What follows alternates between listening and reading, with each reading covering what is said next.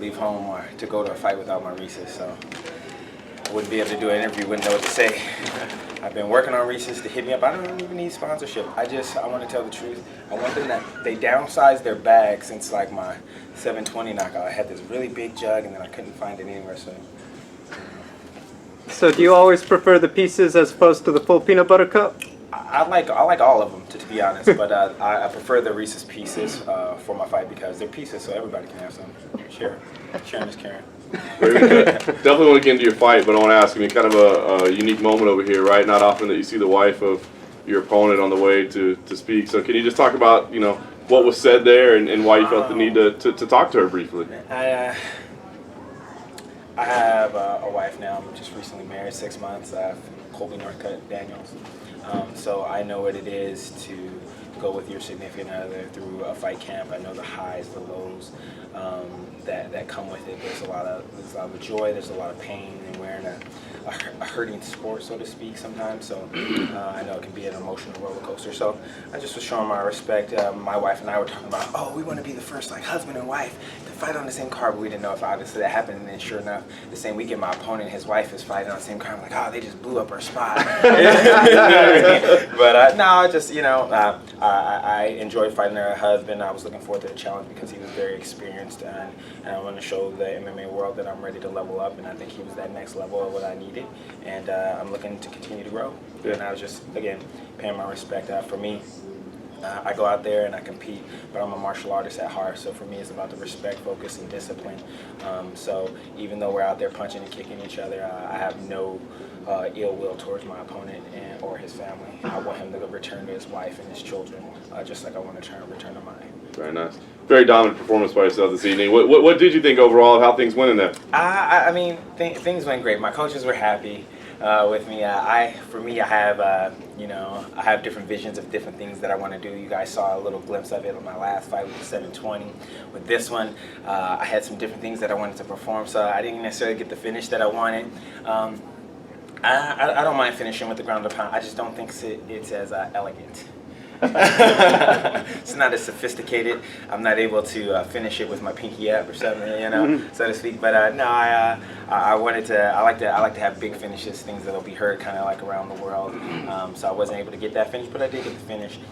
But I was excited about it because I was at least able to show different elements of my game. Yeah. Do you think there was an opportunity to maybe stop it before it was stopped? Yeah, I think he was hurt. He was hurt really early. I hit him and sometimes you're not able to see those as the ref or as the crowd. When you hit somebody with like a good body shot, like it's like their a person's internal organs just erupt, and he's on autopilot, so he's flying, but it's that shows his toughness and his grit to want to continue, because I hit him with some really strong, clean body shots. My training partners, my man Jay over there was telling me, he was like I'm a heavyweight, and he hit me and fractured my forearm with that kick right there, and I was like, and he was like he hit you one time with that. So yeah, people aren't able to see those internal wounds, so to speak, but I can feel it when you're out there and fighting. I can feel his energy bar. So it's like we all have an energy bar when we're fighting. Everybody plays Street Fighter before. Don't act like you guys ain't never played. And you hit somebody, even though they're blocking, that energy bar and life bar is going down.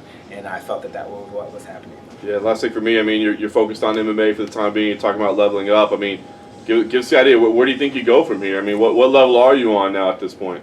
I'm looking forward to being able to fight multiple times this year. I'm hoping that my wife is going to be fighting in March. I would love to fight again in April. Fighting's like the holidays, always better to give than receive.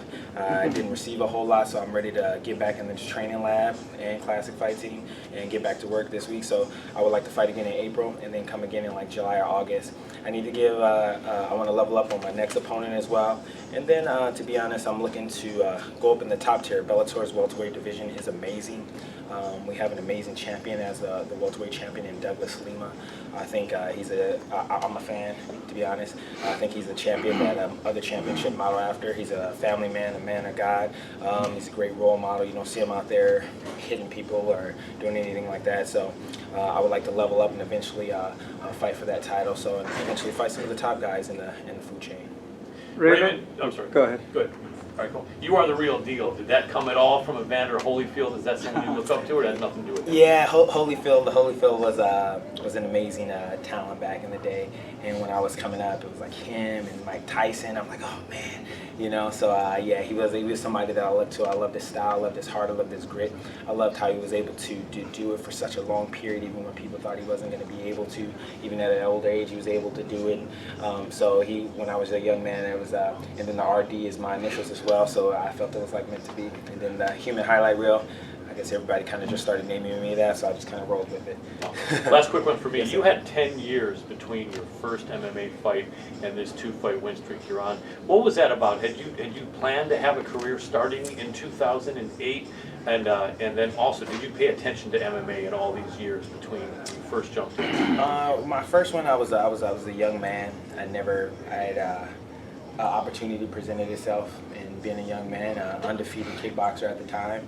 No one could tell me anything at the time, so to speak. I was young and dumb, as they say. And so I just hopped into an MMA fight with zero wrestling training, zero jiu-jitsu training. I was like, oh, I'm knocking everybody out. I'm just going to knock these guys out, too. What's the difference? And I got a rude awakening and taken down, and you don't know what you don't know until you get told. So it was a great experience. I was raising my son at the time. I was a police officer at that time. I ruptured an Achilles tendon at that time. So I had a lot of different things going on in life. I had my own martial arts school as well. That was just, there's a time for it, and this is that time for it now. Pretty dominant performance today. When you had Ross when he was on the ground, did you have any inclination to try and grapple and get a submission, or was the game plan always just to strike and then go for the ground and pound? I'm continuously working on my ground game, working on my jiu-jitsu. I work with Joe Murphy. I work with Kid Dell a little bit. I work with Ryan Hall a little bit. So I'm continuously working on evolving my jiu-jitsu. However, I understand that even the best jiu-jitsu people get submitted, because it's a serious and a dangerous game down there. So it's not that not afraid to go down there or anything, but if I'm dominating in one particular field, why should I go and play in someone else's backyard when I can play in mine and I can do what I want there? Plus I don't feel that I'm able, I think it's cool to do the ankle locks and the chokes and stuff like that, but the fans, what they understand is when somebody jumps up in there and spins around 2 times and punches them in the face, they're like, oh, well, what was that? So for me, I like to do things because I have a skill set that many other fighters don't possess, so to speak. So I like to go out and perform some different moves besides finishing on the ground. If that time comes, I will be ready for it, though. Raymond, correct me if I'm wrong, but in the cage, it looked like you kind of backed off, expecting that the ref was just going to say, you know what, it is a wrap, and he wasn't going to get back up. Was that in your mind? Because that's what it looked like from the outside.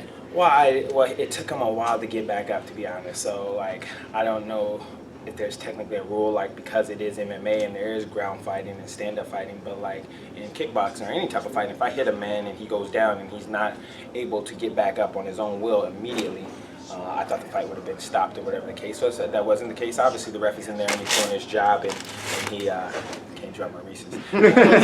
He's in there and he's doing his job, and he's calling the fight how he sees, and if he thinks the person's aware. He was. People don't understand that, usually people see a person get hit and they get knocked unconscious, and it's like, oh, the fight is over. But you can kick someone in the body so hard that they're still conscious, but it is almost next to impossible for them to get up. And he was on the ground. I don't know, I wasn't really 1, 2 or anything, but it seemed like he was down there for quite some time. Correct me if you mentioned Douglas Lima, but I think after watching that fight, a lot of people are going to be like, hey, what about Daniel's MVP? I know you've got experience with him. Is that on your radar possibly? People always compare Mike and I. Mike is a little bit younger than me, so I think he gets his style a little bit from where I come from, because we come from the same environment. But he's not necessarily on my radar. People compare us because we both control time and space a little bit really well.